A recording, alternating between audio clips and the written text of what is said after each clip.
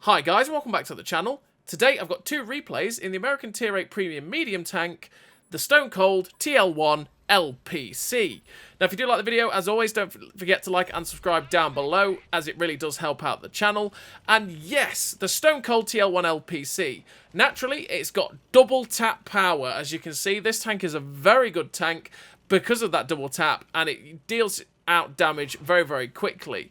Now, you're very unlikely to see the Stone Cold version of the TL1 LPC ever again, realistically, unless they were to ever renew the WWE license. But do you ever see that happening again? Probably not. So you're probably never going to see the TL1 LPC ever again, the Stone Cold version anyway. But never fear, there is the normal standard version of the TL1 LPC out there, and that means you can get the unskinned version. But to me, the Stone Cold version actually looks really cool because of the black skin, and just everything about it looks pretty damn sick. But yeah, the TL1 LPC, the Stone Cold, it is a very good Tier 8 medium tank. It's got this double tap auto-loading 90mm gun, which has 208mm of penetration on its standard AP rounds, and 280mm of penetration on its heat rounds, which have 914 meters a second shell velocity on the standard AP round, and the heat round, bizarrely, is extremely quick at 1219 meters a second shell velocity, which is way, way faster than the standard AP round, which is usually the other way around in that regard. But yeah, this tank has 9 degrees of gun depression as well, which really, really helps it out on a ridgeline. And you've got pretty damn nice accuracy on the tank as well. Or should I say, actually, to be fair, you don't on the base accuracy. The base accuracy is 0.4, but with the stats that we've got, we can get it down to 0.32, which is really not too bad. The 0.4 base accuracy isn't the best, but the thing that helps it out is the fact that accuracy during movement, you can get down to 1.6 with the build I've got. And accuracy during rotation is 0.81 with the build I've got, which is really, really good. It means the gun doesn't bloom out that much. And to add to the fact that you've got a 2.6 second aim time, which is a little bit slow, and you can knock that down to 2.4 seconds of aim time, you don't really feel the aim time that much because the gun doesn't bloom out, which means the gun handling genuinely always feels pretty great. The only thing that makes it feel a little bit derpy at times is actually the shell velocity on the standard AP rounds, which can just be a little bit frustrating at times.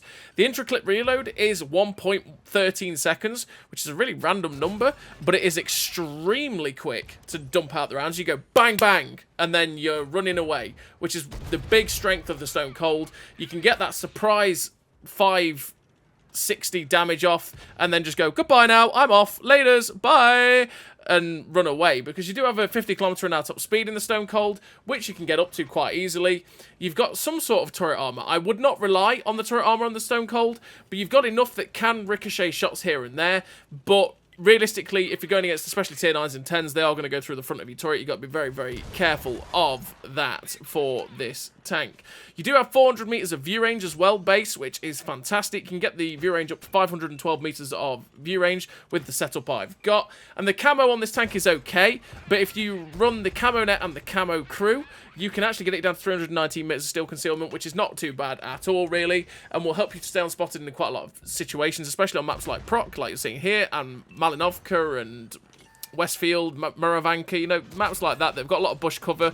You can use good positions to your advantage, stay unspotted, get some good assistance, and then be able to keep double tapping people with this fantastic gun that you have on this tank. So what do I run in terms of a crew on the old Stone Cold? Well, I run Born Leader, Rapid Reload, Sixth Sense, Situational Awareness, Trap Mechanic, Steady Aim, Run and Gun, Camouflage Expertise, and Silent Driving. Silent Driving to help my camo stay decent while I'm on the move, because it keeps it at 326 meters of concealment while on the move. Camo, because I want to make my camouflage 10% better. The Run and Gun to make the accuracy better on the move, and Steady Aim to make it 10% better in general, which you always want to do with most tanks. And then the other 5 perks are pretty much what you're going to take on most vehicles in this game. I mean, Trap Mechanic's one of those that's debatable. You could run Snapshot instead if you want to. It's down to you and how you want to set up the tank. In terms of equipment, I run the optics, the gun stabilizer, and the camouflage net. The camouflage net because I want to make sure that the camo can be pretty decent. I can get it down to that 319 meters of steel concealment. The gun stabilizer to make this gun as good as it can be, because if you don't run the gun stabilizer, it really does bloom out quite a lot, and then that's when you start to feel the aim time being quite bad. And the optics to be able to spot for myself, get myself up to that 519 meters view range, and thus I will be able to get some good assistance and spot people like Barasks that sit in bushes just like that. which can be really, really helpful for getting rid of those pests. But again, with the Stone Cold, there's different ways of setting it up. If you do not care about the camouflage on this tank, you could quite easily drop the camo net and put a traction system on and go at 55 kilometers an hour, which you would hit. Or you could run something like vents instead, which would buff everything on the tank. You could, even if the aim time annoys you, which I don't think it would, you could run the GLD to make the aim time even better down to like 2.2 seconds. But it's completely down to you and how you want to set up the tank. There is no right or wrong way to set up a tank. It's always how you feel comfortable and confident in playing a vehicle. So this first game, we're on Prokhorovka, and in fact, both games are going to be on Prokhorovka. Why? Because one spawn is the south spawn, one spawn is the north spawn. You're going to see how to play Prok in this tank from both sides. So we played the position at F3 so far, which is a very good position to take in this kind of tank, because you can get good spots down the 1-2 line, and you can flex over towards the 8-9-0 if it's going wrong over there. We've pushed into the bowl now to see if we can spot the guys that are sitting at the back, see if we can get any more double taps at them, and so far we're just being detected and not seeing what is looking at us, which is a little bit awkward. It's getting a bit frustrating. So I decide, okay, I'm just going to pop some blind fires. See if we hit anything, and try and see if they just panic blind shoot at us, because if they panic blind shoot at us, we could actually end up spotting them, and then we might get some assistance. But we get unspotted, and there's an STA2 spotted up on top of the ridge, so why not? We try and get 2 shots into him, only 1 goes in, but we put ourselves onto 3,500 damage so far. Just waiting for the old reload to go in yet again before we poke. If you're trying to spot things at the back, it's always quite helpful to wait for your food boost as well, because then you can boost your reload with food or boost your view range with food. And then when things shoot at you and when things poke out in bushes or move, like that SU-100 did, you can then spot them up. That's the reason we spotted that SU-100 there. Not because he fired, but because he moved. And naturally, when you're moving a TD, your camo gets worse, or when you're moving any tank that's not a light tank, your camo will get worse, and thus you can spot them. So the TANK ends up seeing us as we poked out the bowl, and then we get 1 shot into him, 1 shot into the STA2, and thankfully we don't lose any more hit points to anything else. There's only 3 tanks left on the enemy team, but there's only 5 tanks, make that 4 tanks left on our team, so it's still a little bit in the open, this game. It's still possibility of losing, but I've decided, okay, they're all in this corner. They've got to be in this corner. We know where the STA2 was moving across, so let's push in, spot it up. And in fact, we don't find the STA2, we find the Barask. Well, actually, we do find the STA2 as well. We get 2 shots towards that Barask. Unfortunately, only 1 hit, and the other missed, but we did light up the STA2, for which we didn't really get much assistance on it. The Barask has run away as well. I'm fully expecting that Barask to come up behind me, which would be fairly awkward, but we're just going to go find the TD. We may as well go find this TD, see where they are. I don't find it, and I go, oh, okay. Mr. Barask is coming after us. We get 1 shot towards him. Oh, boy, it misses.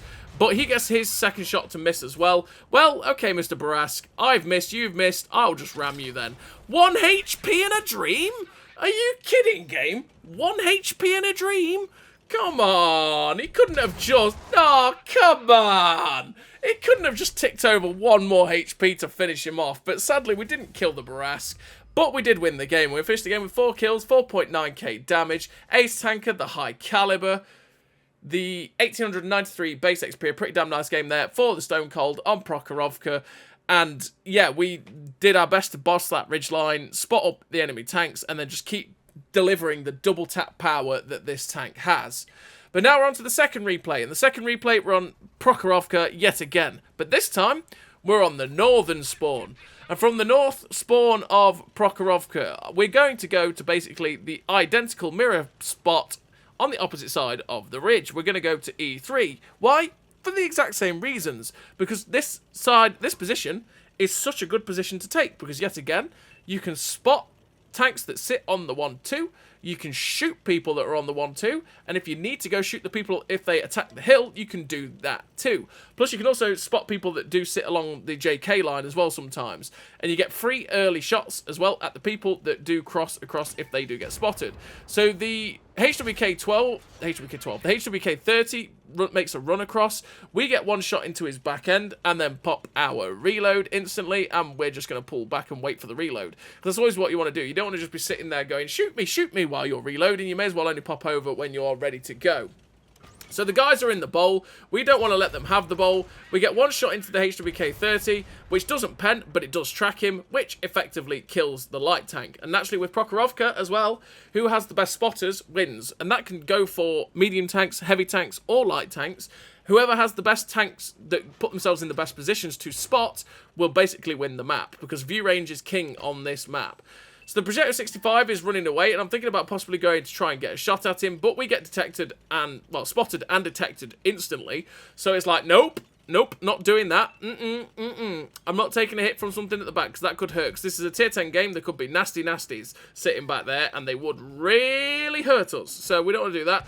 But we are lighting some of these tanks up. We have to get rid of this King Dragon, though, because he's in the bowl, and he's going to become a bit of an irritant if we don't.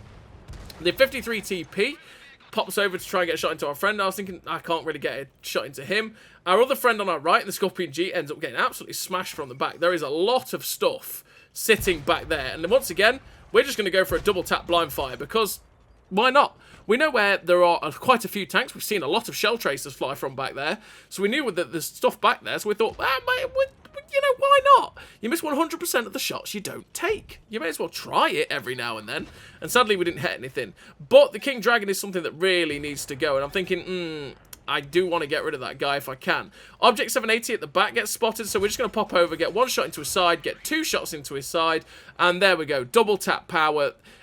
The double tap on this tank is so good. And it's not just because it's a double tap, right? Because double taps in general are really good. It's also because the intra-click reload is that fast that it is the blink of an eye. And you aren't just hanging around on a ridgeline any longer than you have to. You just go bang, bang, and you can run away. It's like a shotgun, right? Because you just go bang, bang, and then that's it. You're safe. You can pull back, get safe, and have the time to get your reload in, get unspotted, and then poke over yet again. So there's still a heavy tank and a TD spotted on that back line. I'm thinking maybe I could still get some shots at them. It is the 780. We do have AP rounds in, which aren't going to go through that 780. So we pop both shots towards him, and, well, I could have just shot the T54 mod 1 with that. But we load the heat rounds now, because the heat rounds will go through that 780 with 280 pen. The 280 pen heat rounds are magnificent. The standard round is a little bit low in its penetration at 208, but you can make do with it. And obviously, because you have such good premium rounds, you can deal with all the other tanks that you would normally struggle with those. So we get 1 out of 2 shots into that T54 mod 1. And yet again, we're on the reload hunt. 780 at the back gets spotted yet again. It's like, hello, Mr. 780, let me pop 2 shots at you. And that's where one thing with the heat, because it's so much quicker, it does feel like they do hit the target a little bit snappier on this gun with the heat rounds. But once again, in a reload, the Projector 65 is doing awkward things. He's being very awkward, and we just couldn't quite find the shot. We weren't reloading in time to get the shot into him, and we couldn't quite find the shot into that guy. But he's still driving around, and I'm just trying to decide where I want to get my next shots in. And there's the Panzer 7 at the back. He gets spotted. We go for the heat rounds into the side. 1 of 2 goes in, which is a pretty consistent thing at the moment in this game. We're up to 2.2k damage, 664 assistance, and it's just all about putting the fire in where we can. Because it is 12-11 at the minute. They are technically winning, but they don't have any map control, which is good for our team, bad for their team, because that means if we can put ourselves in positions to keep trying to get their tanks knocked out left, right, and centre, we'll be okay. Because there's only really one tank left on the other team that is trying to hold a position, and that's the TD at K6, which is stopping our medium tank from starting to farm these guys in the back, which is where we will start to be able to ensnare them, and thus we'll just start whittling them down, because they can have the numbers for sure, but if they don't have the map control, it's going to go badly. They've taken the field, and they have not tried to defend anywhere else, and thus they are just sort of stuck in some fairly poor positions. The Object 705A at the back gets spotted because we've got 280 heat pen loaded. We go straight through his lower plate quite easily. And once again, it's back behind the ridgeline. We're safe. We didn't get spotted there either, which was lovely. And we're just ready to go once again for more stuff to get spotted. The 705A gets spotted yet again. It's like, hello, Mr. 705A. Don't mind if I do. We get a shot into his lower plate.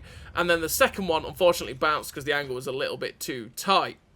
We're up to 3,024 damage, and the one tank that we really do need to get rid of at the minute is this 53 TP directly in front of us, because he keeps spotting us every single time we poke over. Unfortunately, the medium tank at K7 bounces off his back, which means he is still going. The Indian Panzer at the back there gets spotted, which means we get the double tap in, and we get to kill him as well. this is where it's going to be glorious for me as a Stone Cold, because things are starting to just get lit up and we can go bang, bang, pull back, and we've done like 500 damage in the blink of an eye. Or we've managed to snatch the kill like we did on that Indian Panzer.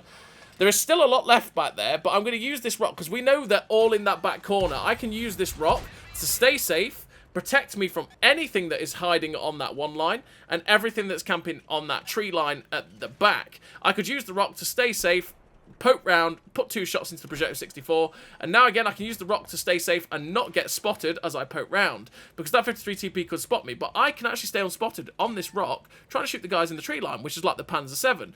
We do unfortunately get spotted by the 53 TP, but we're going to poke round, try and get a shot towards the tank that was back there, which we did pen, which was a Carnarvon Action 10. We also try and get the shot into the lower plate of the E4, but unfortunately we bounce.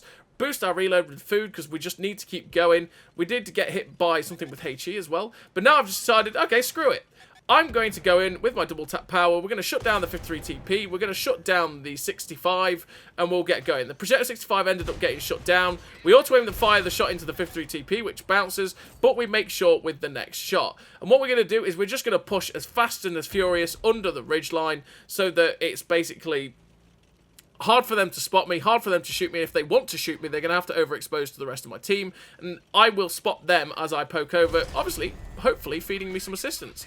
So the Panzer 7 ends up shooting us in the side, which tracks us in place, which is a little bit frustrating, but it's okay, because we got 2 shots into him in return, and the machine is starting to put shots into him. We're just waiting on the reload yet again to go after him. We still have the hit points. He's not going to kill us in one shot, which is good. Aiming up on that little cheek spot on this side.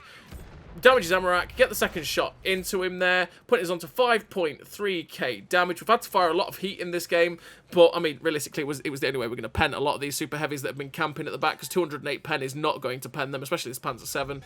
He's now poking over to get shots into our machine. We shut him down. There's only 1 tank left on the enemy team. It is the CS-53, who gets killed by the 4005. And finished the game with a really nice total for a tier 8 medium tank in a tier 10 game. Finished with the victory, 3 kills, 5.5k damage. Ace tanker, the sniper, the Confederate, the high caliber, with the 2.2k base XP. Pretty damn nice game there for the Stone Cold TL1 LPC in a tier 10 game. And that's just how to play the Stone Cold on Prokhorovka from both spawns. It's a really fun tank, the TL1 LPC. If you ever get the chance to pick it up in a sale, the standard TL1 LPC, that is, it is well worth picking up, because the double tap power is great. So as always, everybody, thank you very much for watching. I'll see you next time.